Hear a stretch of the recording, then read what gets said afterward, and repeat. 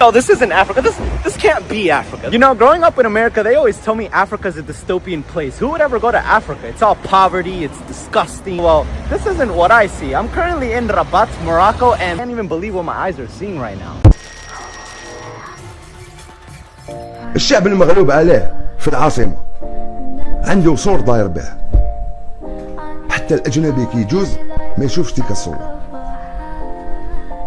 كي تدخل تشوف صور شباب، هذاك الصور مخدوم شباب فاهم، وتشوف النقاط تشوف كذا، تدخل مور الصور هذاك العبودية بأتم معنى كلمة. ناس تغيد نازين، كيقول لك ناس تغيد خو، الناس تطمع في قهوة مور الصور هذاك دايرينه في مدينة مراكش ودايرينه في مدينة رباط، في زوج مدينتين شفناه حتى ما يشوفوش الناس الغلابة هنا الأمر، لأن باش يجوز الأجنبي والفرنسي والقاوري يشوف الحاجة نقية. القاوري يجري يدير فوتينك صباح تم، والمغربي الداخل يغلي في البوج يغللو ويبيع.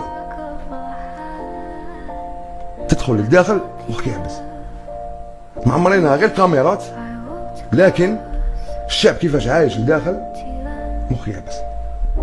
معمرين كاميرات حتى يحموا الاجانب كي يدخلوا لهذوك، ممكن اجنبي يدخل غلطه، ممكن اجنبي يدخل يا جدك واش هذا المغرب ولا فرنسا؟ شوف لوطو فيراري يا جدك، عمرك شفتها في وهران؟ انا غادا نطلب اللجوء للمغرب يا جدك.